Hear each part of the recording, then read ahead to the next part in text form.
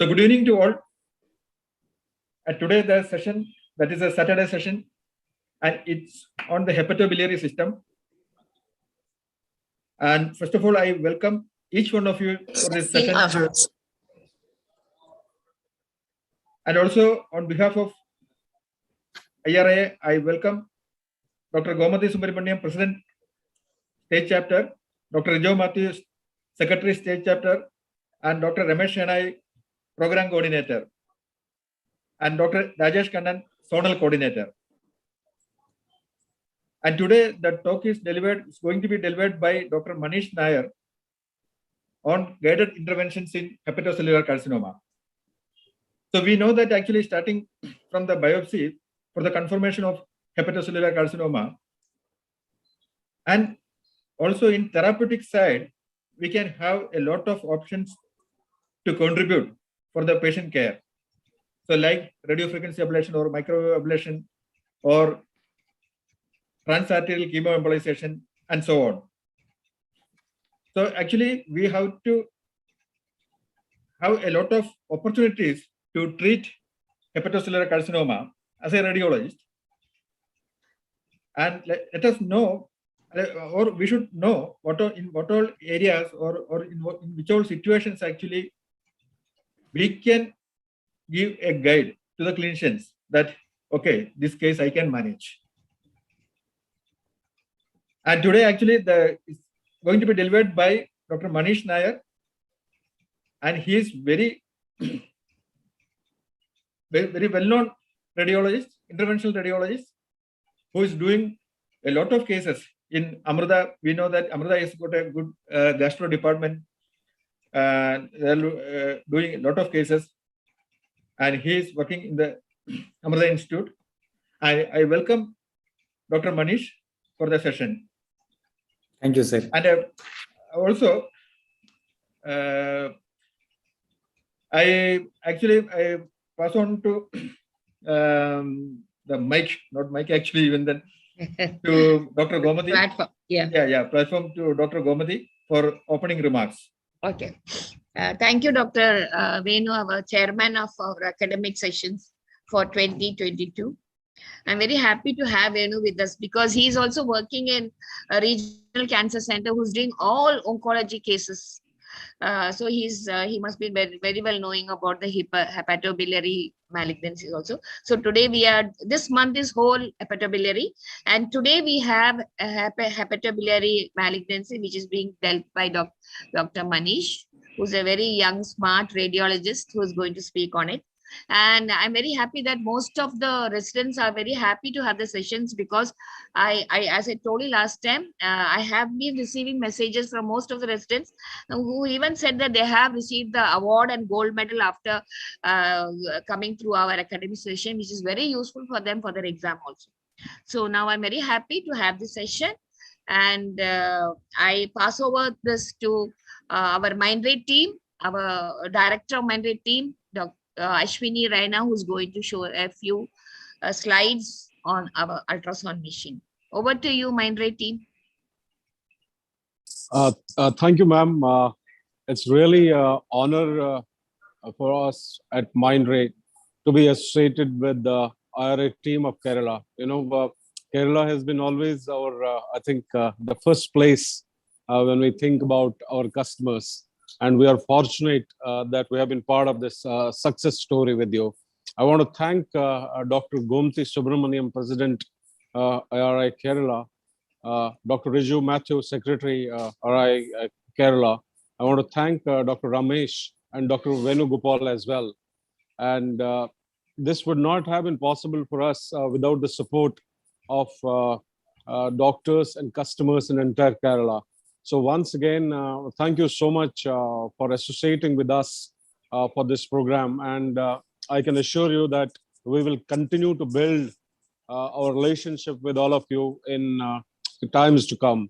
Thank you so much. And I hand it over back to Karthikeyan from Mindray side to take it forward. Thank you so much, ma'am. Thank you. Thank you. Welcome. Thank you. Ma'am, over to Dr. Rajesh Kannan. Okay. In fact, I was very happy. Yesterday, I went for an inspection in Trivandrum. I could see that your machine, Arizona, was there. They were working on it. I was very happy to see that machine. Thank you so much, ma'am. Thank you. I think you will see our machines everywhere now. Yeah. Thank you, particularly in Kerala. Yeah. Over to you, Rajesh. Yeah. Yes, warm good evening to all the delegates. So we'll start with the scientific session. Today's topic is on image-guided interventions in hepatocellular carcinoma. And as you all know that hepatocellular carcinoma is most common, the primary liver malignancy. And as a radiologist, we should know the different image-guided interventions possible. So we are not just a diagnostic radiologist. If you know the basic interventions done for HCC, we will be better diagnostic radiologists itself, because we should know what are the different options available, what are the indications, and what are all the post-procedure findings. That are all very, very important. And to describe all those things, today we have Dr. Manish Nair. Is the assistant professor at Amrita Institute of Medical Science, one of the main pillar of interventional radiology at Amrita Institute. And he is also an active member of many of the interventional radiology societies, including ISVAR, CIS, and SIR. And he is actively participated in many of the state and the national level IRIA programs also. So without much delay, I am happy to welcome Dr. Manish Nair. Please, you can start this. Thank you, sir. Shall I, is my screen shared, sir, now? Yes. Yeah. Okay, sir. Can go to the slides, though. Yes. Yes, yes. Yes, please start. Thank you, the condenser and Gomati ma'am, Venu sir, for giving me this opportunity. And I think it is a wonderful job done by the IRIA Kerala, through which lots of our residents really benefit. And it is a real learning platform for the young radiologist as well. Now, my topic today, as I said, is image-guided interventions in hepatocellular carcinoma. Now, what are the various options available for us to intervene? Now, in this slide, you can see the various options are, first of all, if we want to know if it is a HCC or not, we need to biopsy them. So the first image shows ultrasound-guided biopsy image. The second one is actually percutaneous ethanol injection, wherein the lesion size, if it is less than 2 centimeter, we get into the lesion and then inject absolute alcohol. And then the others are RFA, the one shown wherein you can see a CT image, and through lung, the needle is gone into the liver because we could not see the lesion in ultrasound. So this was done under CT guidance. And because it was high up in segment 8, we could not avoid, but had to go through the lung. But after the treatment, there was no pneumothorax. Now, the fourth one is a picture of a microwave needle gone through percutaneous aspect into the liver. And suppose if you are not able to do these ablative therapies, what else is remaining? It's embolotherapy. Embolotherapy is transarterial chemoembolization, or it might be transarterial radioembolization. And if we are not able to do any of these things for some reason, then at least we can place some fiducial so that external beam radiotherapy can be performed. Now, as you all know that HCC is the 5th most common tumor worldwide, and it is the 2nd most common cause of cancer-related death. Now, before we dive deep into intervention, it is also very important actually to know how to interpret these lesions in the background of cirrhosis. Now, there is something called LI-RADS. What is LI-RADS stands for? LI-RADS means Liver Imaging Reporting and Data System, wherein you, if you find a nodule in a cirrhotic background, you stage them into from 1 to 5.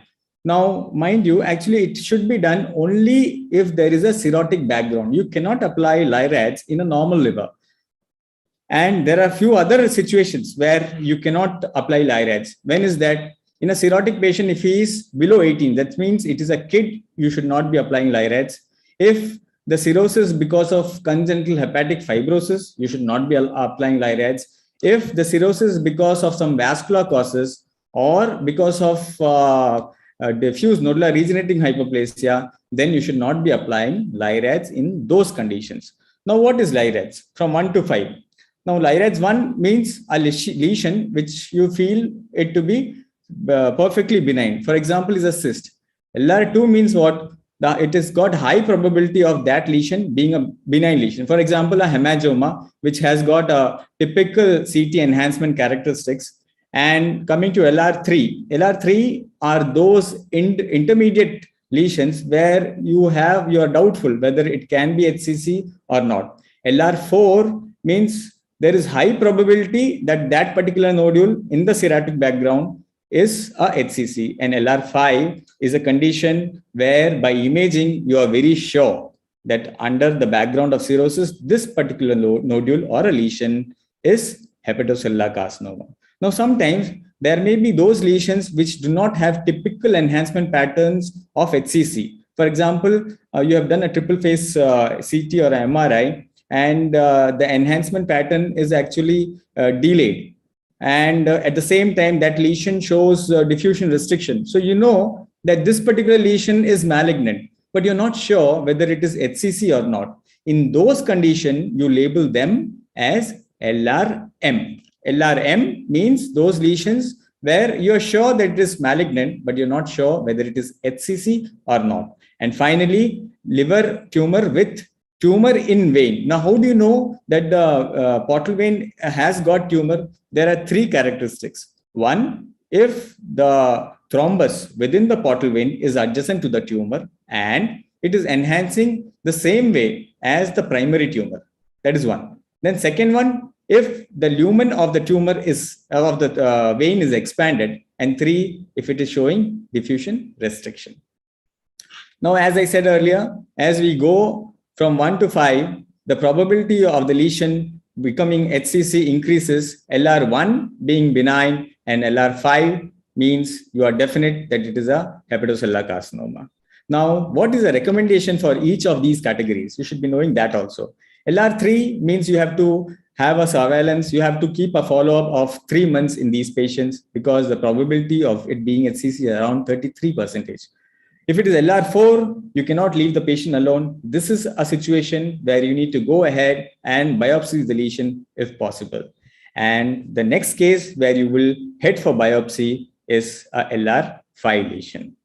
Now, this chart would be looking a bit complicated to you all. Don't worry, I'll simplify it for you.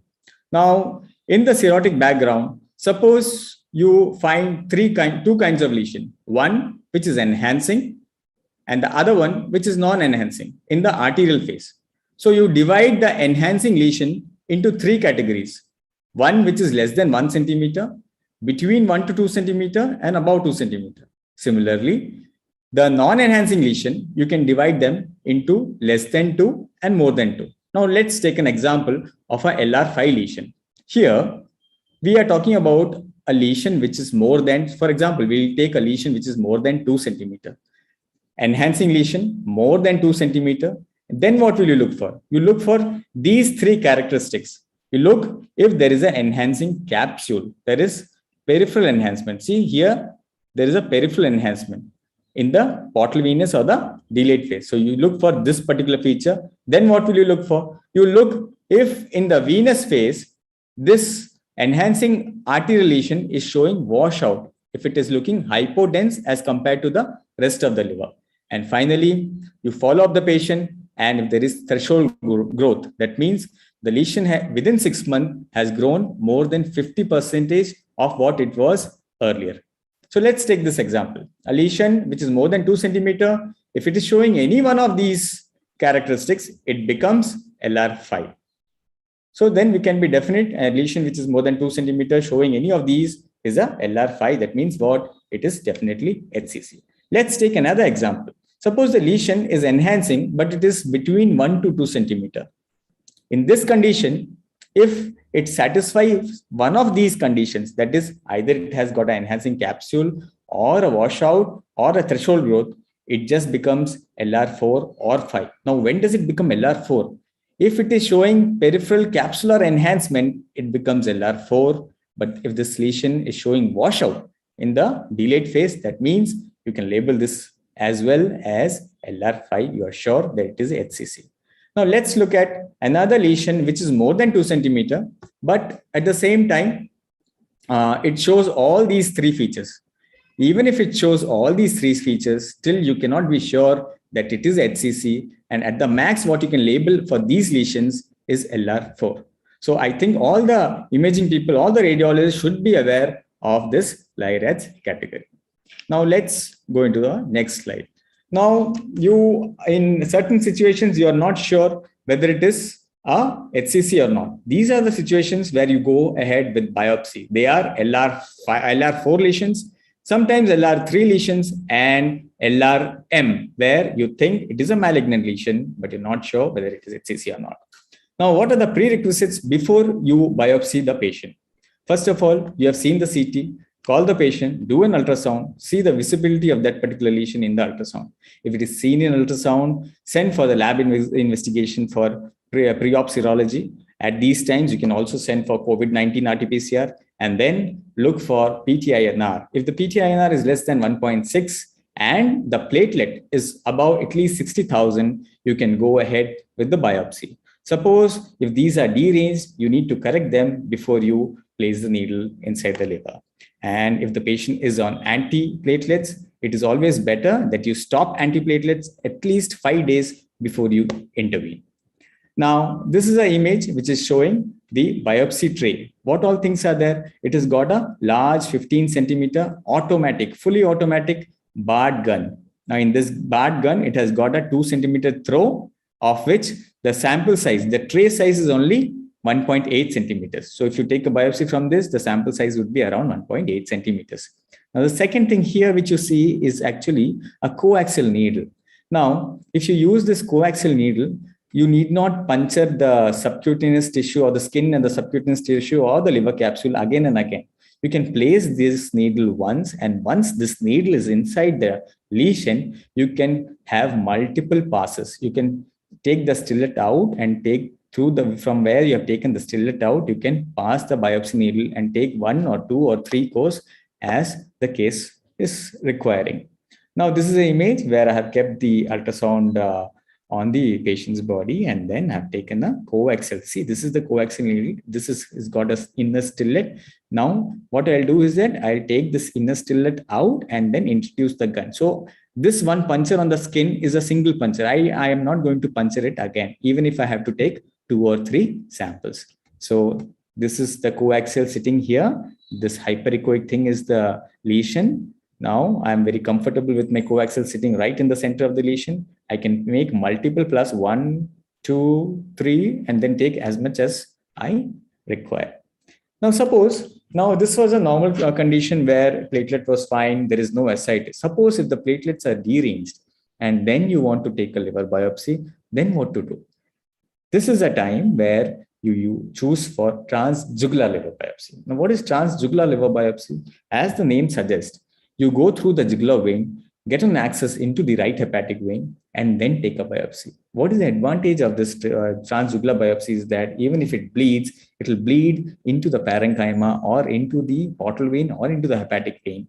And hence, actually, there is no problem with that bleeding. What do you do in this? In this, you make the patient lie supine, and under local anesthesia, you infiltrate local anesthesia in the neck region at the level of the IJV, and then you pass a wire. You negotiate the wire from SVC into the IVC, and then you cannulate the right hepatic vein. Once you have cannulated the right hepatic vein, you need to take the biopsy gun or the biopsy needle. This is a Cook biopsy needle, which is around 45 centimeter in length. It comes mated along with a plastic sheath and an inner metallic cannula. So what do you do after puncturing the IJV? You have taken a wire. The wire has gone deep into the IVC. You have cannulated the right hepatic vein, and then you pass the wire into the right hepatic vein. Once you have passed the wire, through that wire, you pass a sheath, and through that sheath, you introduce this biopsy set. And once the biopsy set is inside, that's the hepatic vein, you push the sample tray outside into the liver parenchyma and take the core. 1 or 2 cores can be taken. So now we have seen what is LI-RADS. We have tried to characterize the lesion. We have characterized it as LR5, where we were having doubt. We have taken the biopsy, and then biopsy result has come as HCC. Now what to do? See, now before we dive deep into the interventional procedures, you should be knowing how to manage these patients. Suppose now, what are the things which you will look at to manage these patients? You should be knowing what is a child pug score. Child pug score is nothing but a system which looks into how well the liver is functioning. Now, based on the bilirubin, the albumin, the PTINR, ascites, and encephalopathy, you actually group these patients into class A, class B, and class C. Now, what is child pug A? It means that the liver is working normally. What is child pug score B? That means the liver has around mild to moderate damage. And what is C? C means there is severe liver damage. And unfortunately, the patient might be too sick for any intervention. That means if it is child C, you better leave the patient alone with systemic therapy. There is no need of intervening in these patients. Now, let us see what is performance score. Now, performance score is a scale to grade how well the patient is.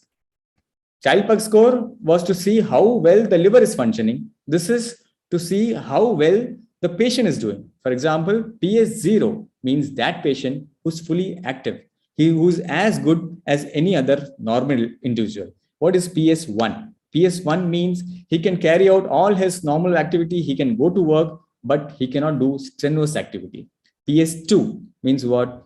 He is up for about more than half the day and can look after himself, but he cannot do a routine. He cannot go to office. He cannot work. PS3 means this patient is bedridden more than half the time on the day and needs somebody's assistance. PS4 means he's totally bedridden. And in these cases, we should not be thinking of any intervention. So you would be intervening in those patients who are either PS0, PS1, or at the max PS2. Now, why did I say about performance status and child pug score? Because we have something called Barcelona Clinic for staging of the liver disease. Now, Barcelona Clinic have come with an algorithm where they have staged the hepatic lesions into 5 categories, which is 0, A, B, C, and D. Now, it states that suppose in a CLD patient, if you have a single hepatocellular carcinoma, which is less than 2 centimeters, mind you, which is less than 2 centimeters single lesion, and he has got a performance score of 0, then you label it as stage 0. Suppose the lesion size increases more than 2 centimeters, but still if it is single, then you grade it as stage A. Stage A also means that they can have up to 3 lesions, but each lesion should be less than 3 centimeters. So stage 0, single lesion less than 2 centimeters. Stage A, up to 3 lesions, each less than 3 centimeters, or a single lesion independent of the size. But mind you, both of these conditions, the performance status should be 0. Suppose if he is a bedridden patient, the grade will again go directly to stage D, wherein the performance score is around 3 to 4. Now let's see what is stage B. In stage B, you have multifocal HCCs, more than 3 lesions. But then in stage B, there is no invasion of the main portal trunk. In stage C, here also it is multifocal HCC, but then apart from that, the tumor has invaded into the main portal vein trunk, or it has gone outside the liver. So there is metastasis outside the liver. And stage D, as I told you, it's an end stage disease where you need not think of doing any intervention. This is a flow chart which BCLC has given, and it's the same thing which I've been telling you. If it is a very early stage, that is stage 0, if the lesion size is less than 2, performance score is less than 0, then what do you do with these patients? You can either pose these patients for ablation, or you can go ahead and do surgical resection of these patients. But what if it is early stage A? That means what? Either a single lesion independent of the size or 3 lesions each less than 3 centimeters. In such patients, they recommend resection. If not possible, then transplant. If both of these are not possible, then go for ablation. And what is the recommendation for stage B? In stage B is where we used to play a major role, where we used to chemoembolize. Stage C and D, it seems there is nothing much to do. Now, BCLC has come with an updated version this year in 2022. And in the updated version, they have recognized and made liver transplant as the main objective. And because of this, the role of IR has actually become more central. Now, our role has become even more central in that earlier they used to say that if it is BCLC 0, you first go for resection, because resection has a better overall survival when compared to ablation. But now things have changed. Now it is said that ablation is equivalent or sometimes even better than resection. Now let's see one by one what is the updated 2022 BCLC criteria state. Now it states that suppose if it is a BCLC 0 category where you have a single lesion less than 3 centimeter, the first option should be ablation. Now ablation can be with RFA, it can be with microwave. Or sometimes if ablation, if it is not possible because you're not able to see the lesion or it is too high up in the liver, then the second option should be to go for a surgical resection. Only if the surgical resection is not possible, you will choose to go for transarterial chemoembolization. What about BCLC-A? The recommendation for BCLC-A is that you see a particular patient if he is fit for transplant or not. If he is a transplant candidate, then you see if the lesion size is more than 2 centimeter or less than 2 centimeter. If it is less than 2 centimeter, you can directly go and ablate the lesion either with RFA or with microwave. But if this patient has a lesion which is more than 2 centimeter, you better go for resection, because it seems RFA or microwave might not be able to deal with those lesions which are more than 2 centimeter. And especially because he's a transplant candidate, they recommend for resection first. But after doing resection, if the future liver residue is very small, with which patient might not be able to live, then you better go for radiation segmentectomy or otherwise transarterial radioembolization. Now, in BCLC-A category, we have seen for a patient who is fit for transplant. What about the patient who is not fit for transplant? If the patient is not fit for transplant because of various other reasons, you see if the lesion is more than 3 centimeter. If it is more than 3 centimeter, then you go for transarterial chemoembolization. If it is less than 3 centimeter, you either ablate with RFA or with microwave. I know this is getting a little bit boring, but then this presentation will not be complete without explaining upon how to manage these patients. Intervention will come only if you know how to manage these patients. We should be at par with our clinical counterparts. Now, BCLC-B patients. BCLC-B, again, you know that there are multiple lesions, but then though there are multiple lesions, the tumor has not invaded into the portal vein and there is no extrahepatic disease. This, again, for the sake of intervention, they have divided into 3 categories. The first category, hello, sir. Hello, Yara. Hello. Hello. Hello. No, you continue, Manish. Okay. Suppose this patient fits into the extended liver transplant criteria. For example, a particular patient, he has got a huge tumor, which is around 7.5 centimeter, which is above, which is beyond the Milan criteria or even the expanded Milan criteria. So what is the role of IR? Here, we can intervene and we can do either ablation or a combination therapy or transarterial radio or chemoembolization, wherein we decrease the size of the tumor, we downstage a lesion which is 7 centimeter out of transplant criteria, we bring the size down to around 4 centimeter and we make the patient fit for transplant. So this is our role. And if it is the second, what is the second option? Second option, if he is not fit for transplant and the portal vein flow is preserved, then you go for transarterial embolization. But there might be other lesions where even though multiple, but they will be having a infiltrative nature, diffuse infiltrative disease. They don't recommend transarterial embolization in such condition. In such condition, even though there is no thrombus or no invasion into the portal vein, they suggest for a systemic therapy, but it is to the discretion of the clinician whether they want to combine this particular thing with systemic therapy and transarterial chemoembolization. But they have said that suppose if this patient has a bilirubin more than 2 milligram, or if this patient has got ascites, then he is a poor candidate for transarterial chemoembolization. And in BCLC, the recommendation for TAR has been taken away. Now let us see what are the various percutaneous therapies available.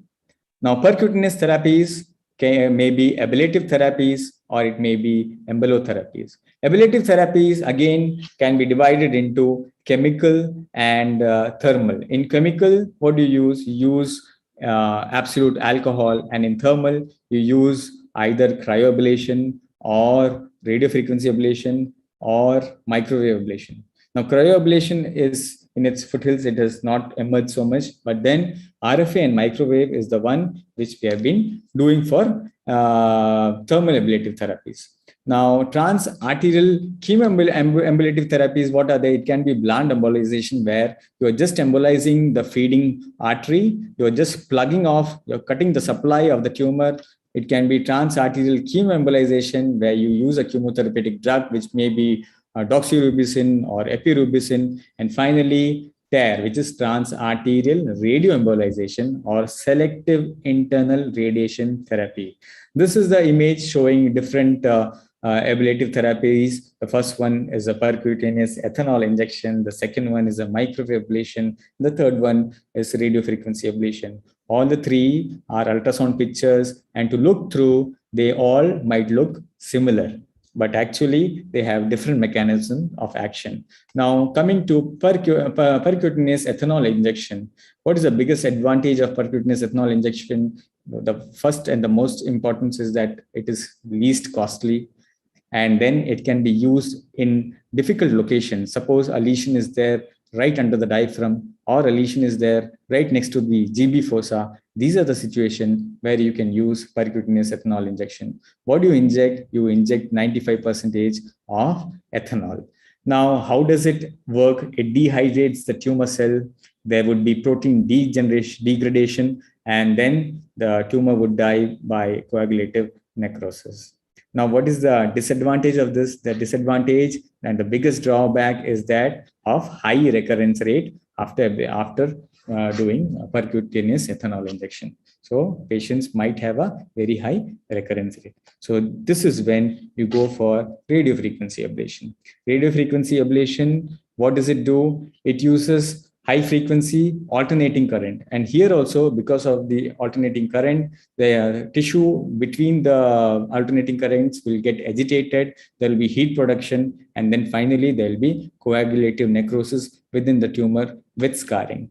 Now, when will you do or consider RFA? You will consider RFA only if the child status, which I said earlier, is either A or B, and if the lesion size is less than 3 centimeters. Now, this is a picture where it is showing this is the RFA needle. It has gone down percutaneously into the liver. This is an ultrasound picture showing RF ablation being carried out. The hyperechogenicity, which you look within the lesion, is actually the microbubble formation during RFA. Now, this is how the RFA machine looks like. And coming to microwave. Now, suppose you have a lesion which is more than 3 centimeters. This is the condition where you will be going for microwave ablation. But then here also there is a limit. You should be limiting it to around 5 centimeters. So whenever you have a lesion which is around more than 3 centimeters or up to 5 centimeters, you can use microwave ablation. Now, what is the advantage of microwave ablation? It has got decreased susceptibility to heat sink. What is heat sink? Actually, when you ablate, you're producing heat in that particular area of the tumor. There will be coagulative necrosis. But suppose this tumor is adjacent to a vessel. What will happen to that margin of the tumor which is adjacent to the vessel? the heat will get continuously dissipated because of the continuous flow into the vessel. And that particular area might not get ablated in case of radiofrequency ablation. This, to a certain extent, has been overcome with microwave because the microwave action is very rapid. It has got the potential to create large ablation zones in a shorter period of time. And here also it induces coagulative necrosis within the tumor tissue. This is just a chart. This is an eco company chart which is showing that with different wattage and the time to which you ablate, you can achieve different ablation zones, which can range from around 2 centimeters to up to 5 centimeters.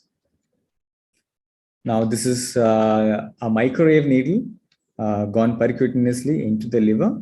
And this is the image immediately after placing the needle to the center of the lesion. This is around 4 centimeter lesion in the periphery involving segment 6 of the liver.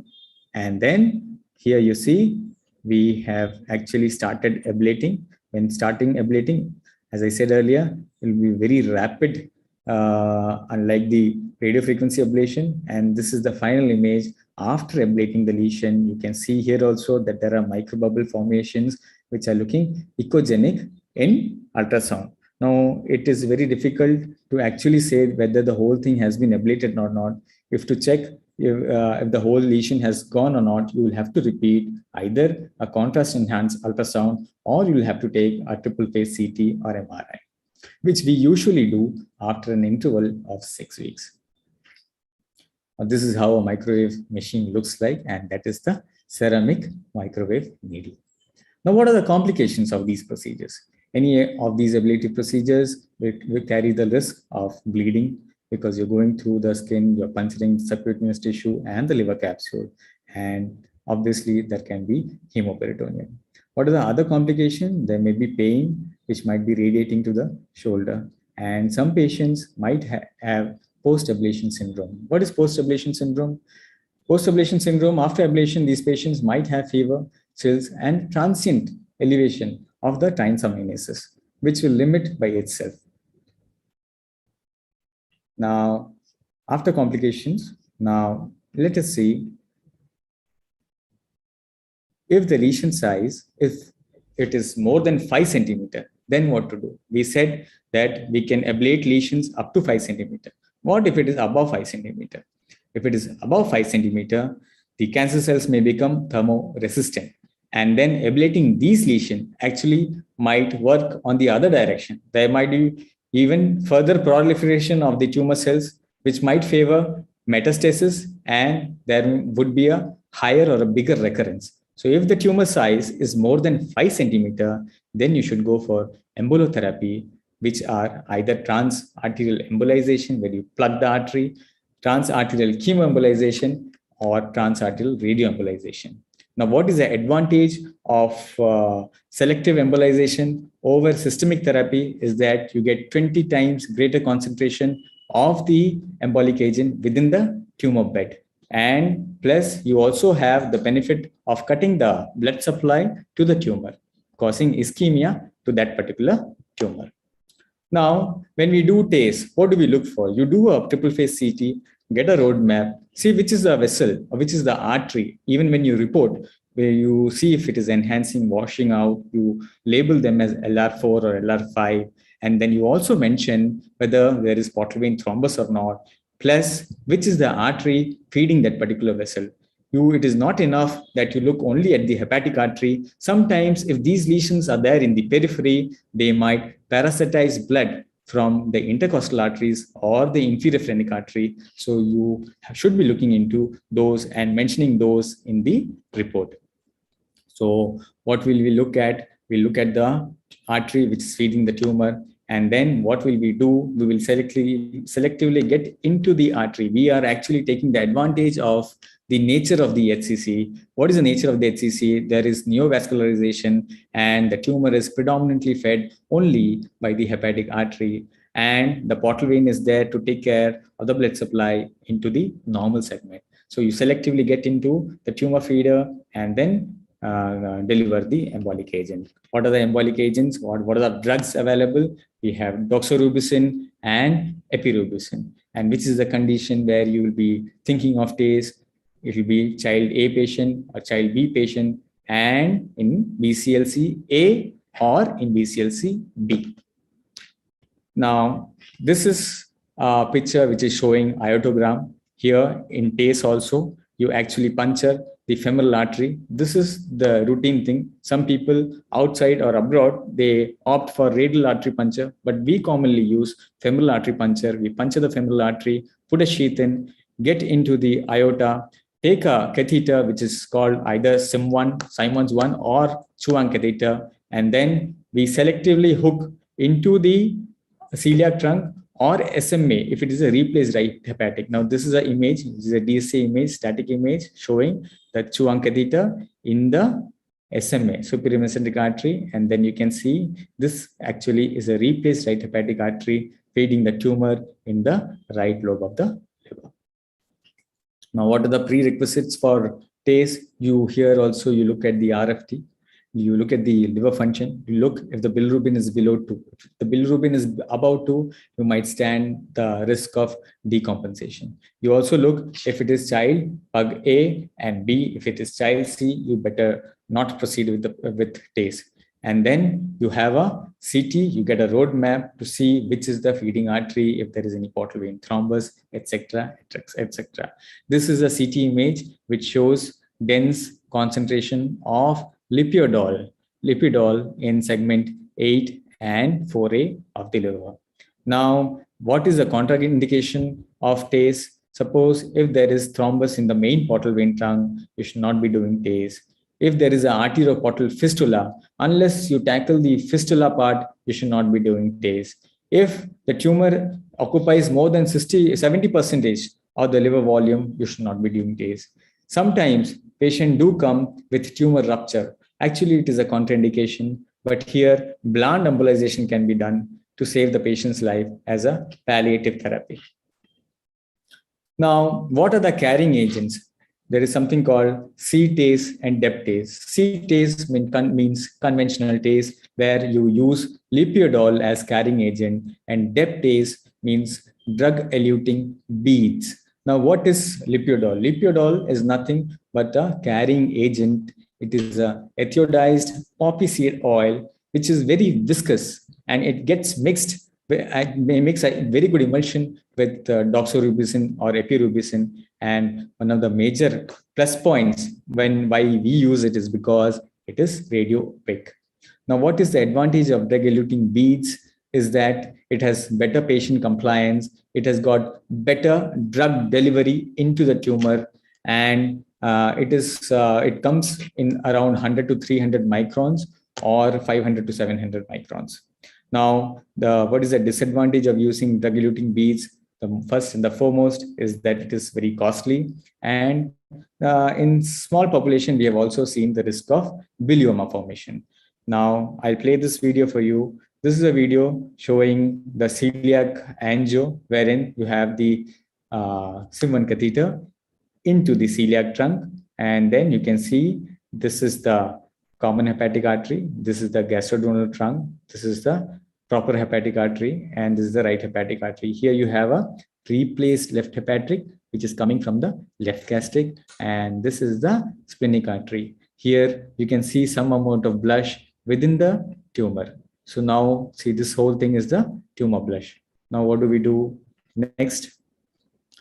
Once we have seen that it is fed by the right hepatic artery, we have put our Chuang catheter there. Then what do? We take a microcatheter into the feeding vessel, and we super selectively engage that feeding artery, and then it is from this place that we embolize only the tumor.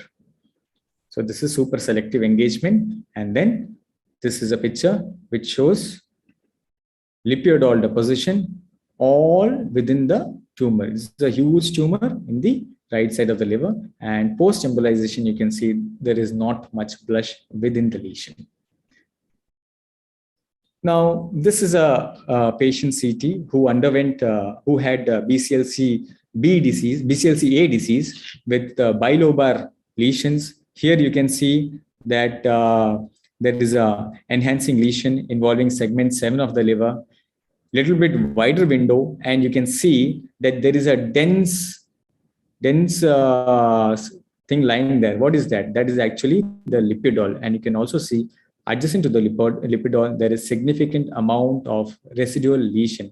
Now, if you look carefully into the first image, actually you can see one artery which is along the diaphragm. This is actually the inferior phrenic artery, and later we analyzed that this tumor, actually the residue is there because this tumor was having parasitic blood supply from the inferior phrenic artery, and hence we thought of managing that. What we did, we repeated the celiac angiogram, and then you can see this is a celiac angiogram. Here again, you can see that this is a Chuang catheter. This is the proper hepatic artery, or common hepatic artery. This is the proper hepatic artery. And then what do we see here?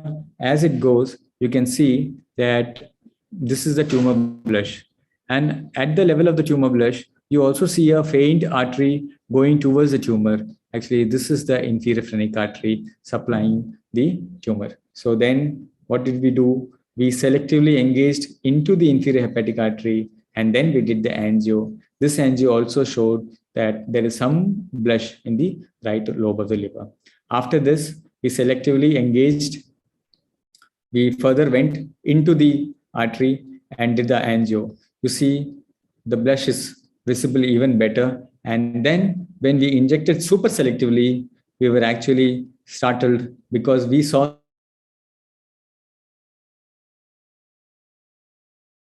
filling of the portal vein. See, this is the catheter, microcatheter, into the distal aspect of the inferior phrenic artery.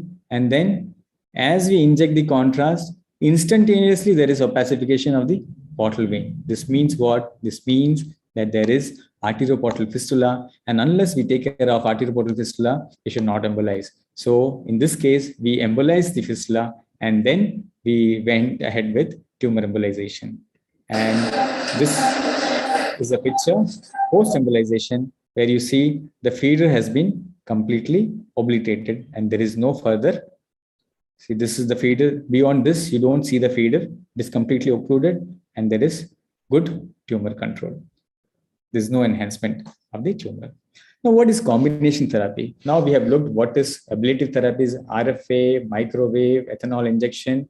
We've also seen what is transarterial chemoembolization. Sometimes if the lesion is too big, you are confused. A single therapy might not be helpful. This is the condition where you combine both. You combine microwave with TACE or you combine RFA with TACE. For example, this is a 70-year-old male patient who falls under BCLC A category, where there is no tumor invasion into the portal vein, but you have bilobar disease. And both of these lesions are actually more than 3 centimeters. Now, what to do? This arterial face images show brilliant enhancement, and this is a delayed images which are showing washout of both of these lesions. Now, we subjected this patient knowingly that it is not going to cure the patient. We did microwave ablation. Now, this is a CT post-microwave ablation. And here you can see that the entire left lobe lesion is gone, except for a small hyper-enhancing residue of the lesion in the caudal aspect of the ablated margin. And then what is the fate of the lesion on the right lobe? In the right lobe, actually, there was significant residue because this lesion was even bigger. You have necrosis only in the center. There is significant amount of tumor in the periphery. So in order to get a better tumor control, it would be ideal that we combine the microwave with TACE. What we do is that in combination therapy, there are 2 schools of thought. You can either ablate the lesion so that the center of the lesion gets ablated, and in the periphery, there is hyperemia. So you take that hyperemia to your advantage, and within 1 or 2 days, you embolize that hyperemic peripheral tumor, which because of the hyperemia, there will be better drug concentration and better tumor control. Now we have seen TACE, we have seen RFA. Let's see what is selective internal radiation therapy. In this, you use a beta emitting radioactive element. usually used things are either yttrium-90, rhenium, or iodine-131. Now, in TARE, actually, it is actually a lengthy procedure wherein you have to do a proper DSA even before you get into and embolize the lesion with yttrium-90, because here you need to look for the lung shunting. If the lung shunting is more than 30 gray, then you better not proceed with transarterial radioembolization.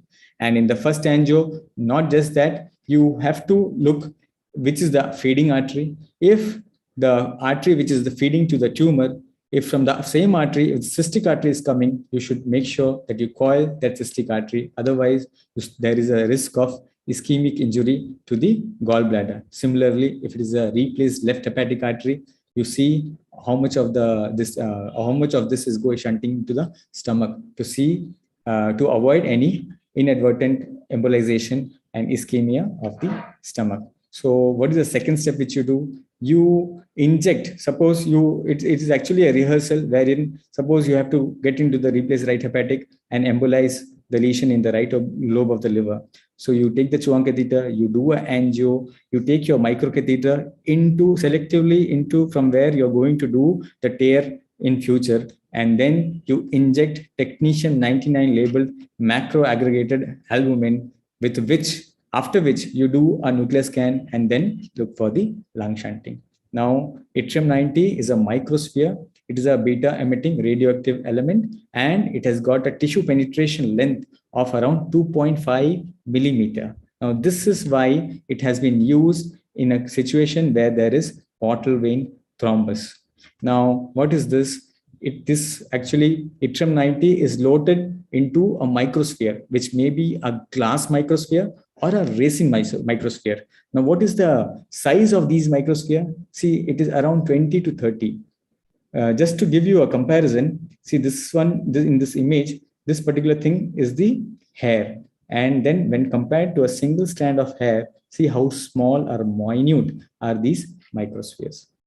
Now, what is the advantage? As I said, that these are beta emitting particles and they have a tissue penetration length of 2.5 millimeter. Suppose there is a segmental portal vein thrombus, the TACE is not going to take care of that, but TARE may take care of that, because if it is adjacent to the tumor, the embolic agent there, the radioactive element will penetrate that and you might get a good control. The tumor thrombus may sometimes totally disappear and this patient may be then downstage and can be transplanted. And some studies have proven that TARE has got a better patient compliance. What is the hurdle? The hurdle is that it is highly costly. The cost would come to around 9 to 12 lakhs. And you need extensive arteriography, as I was explaining earlier, and you need to involve other departments like nuclear medicine, and because the dose of the radioactive element would be decided by them. Now, what are the complications of TACE or TARE? Here also, like you had post-ablation syndrome, here you have post-embolization syndrome, which is similar with pain, fever, and sometimes there can be hepatic decompensation. And other than that, the minor complications are the puncture site complications like hematoma or pseudoaneurysm formation, or because you're going through the artery, you stand the risk of dissecting that artery and causing ischemia. So what is the advantage of the TARE? The TARE, if suppose segmental thrombus is there, and if there is a large lesion which is beyond Milan criteria, to downstage and form a bridge procedure wherein the patient who was not fit for transplant earlier, now he has some hope, he can be transplanted. And thereby you decrease the dropout rate for liver transplant and increase the overall survival in these patients. Every end is not a beginning.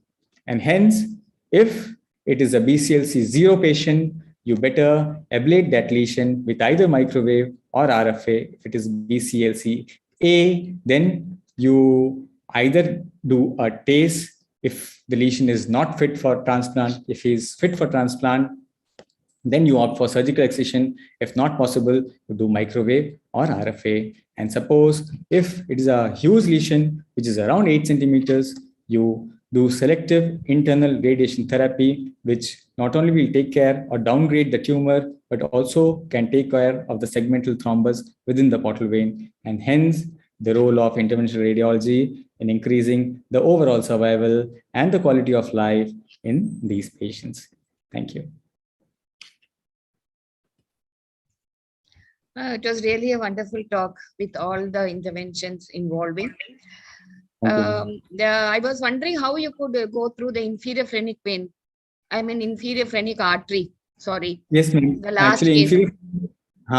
inferior phrenic artery, ma'am, has got different origin. Sometimes it might originate directly from the aorta. From the aorta. Yeah. Yes, ma'am. And sometimes it comes from right from the origin of the celiac trunk. Actually, it is difficult to hook that, but then because it is feeding the tumor, most of the times, if it is feeding the tumor, it will be hypertrophied, ma'am. And then there are no issues actually. But I had a doubt in that. But you said when you cannulated the inferior phrenic artery, there was a porto shunt. But you didn't get the shunt when you did the hepatic artery? No, ma'am, we did not get the shunt when we did the proximal injection. Only when we were selectively into the feeding artery, only then we could see it. Okay. Sometimes like this happens. Okay. Very good. It was a very good presentation, and I think the residents were very much benefited also, because nowadays most of the questions comes on the interventions only. And I want that young radiologist, budding radiologist, to pick up the intervention as their subspecialty. Thank you so much. Over to you, Dr. Venu. Madam, nothing. As I said, actually, this is one disease entity. One disease entity where radiologists can offer a lot. Starting from all the, because already we discussed everything. All these can be done only by the radiologist, not by anybody else. So ample chances are there. And Dr. Manish, you have actually, just I was hearing that it was very continuous, without any interruption. Okay. And soft, melodious voice. Okay. Very good presentation, and touched upon all areas, starting from the clinical situations and all, child PUG score and everything you touched in short period of time. Very good presentation. Nice. Thank you very much. Thank you. And also one thing, it can be a long question for the exam, madam. Yeah, it is actually a question. Hepatocellular carcinoma is asked in an essay also. Along with it, they ask the interventions and essay question. I think you are covered, and the student should get 20 marks when we are seeing your presentation. Yeah. I think Rajesh Kannan is out of coverage, is not picking up. Rajesh, are you online? Yes. So I think, yes, most of the things, yes, nicely covered. Thank you, Dr. Manish. And hope all the residents will benefit by this. And it's not just a theory. Everyone can start practicing this. For example, the RFA is nothing but just an extension of a biopsy. Once you know how to put a needle into a tumor, the same procedure only is in RFA or a microwave ablation. So only thing is, we'll be connecting some wires, and just you have to monitor little more. You need some pain killer anesthesia. So otherwise, if you know that how to do a biopsy, you can become an interventional radiologist.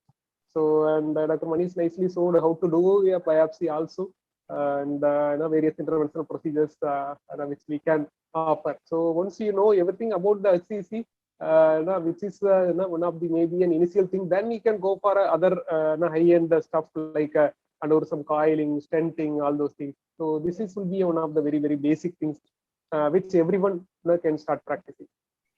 So thank you, Gomri ma'am, and thank you, Venu sir, for giving the opportunity. Yeah. So at this outset, I would like to thank each and every one who was with me for this month for the hepatobiliary session.